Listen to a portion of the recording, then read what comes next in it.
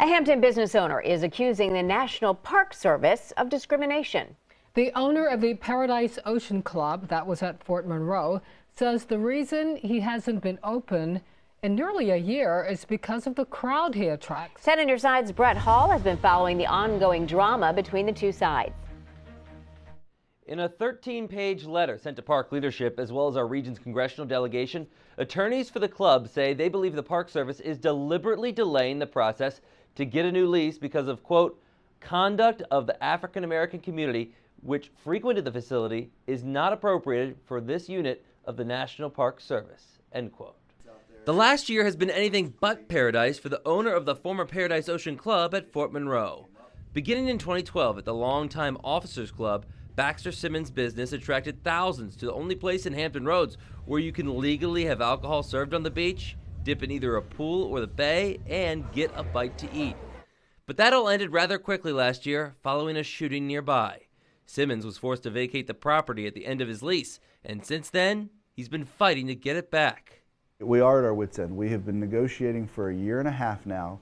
We had one lease literally taken away from us, and as you know from the FOIA information you got, they decided to take it away 6 weeks before they told us when they did it. They have not negotiated in good faith in any of this. He says the latest drama has surrounded the building. He says it's been vandalized since he left, and the park system wants him to fix it up. But it's also the capacity limits the parks wants to put on the sprawling facility. Simmons says they want to limit it to 750 people at all times. He says to make ends meet, that would force him to try and sell more alcohol, a business model he says he wants to get away from. I want to attract families and kids and things like that. But he says he hasn't even been able to get a face-to-face conversation with the Park Service. He says in the past on social media, he's seen comments from Fort Monroe residents unhappy with, quote, nuisance behavior associated with people who come to the club. He says many of his customers are African Americans. You've never explicitly heard from them that it's about the crowd, though.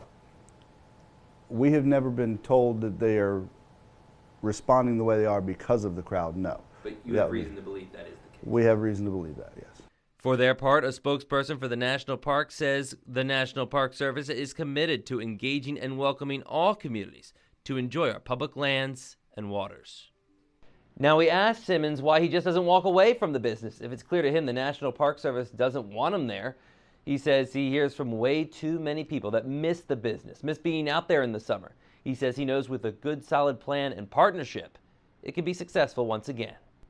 Brett Hall, 10 on your side.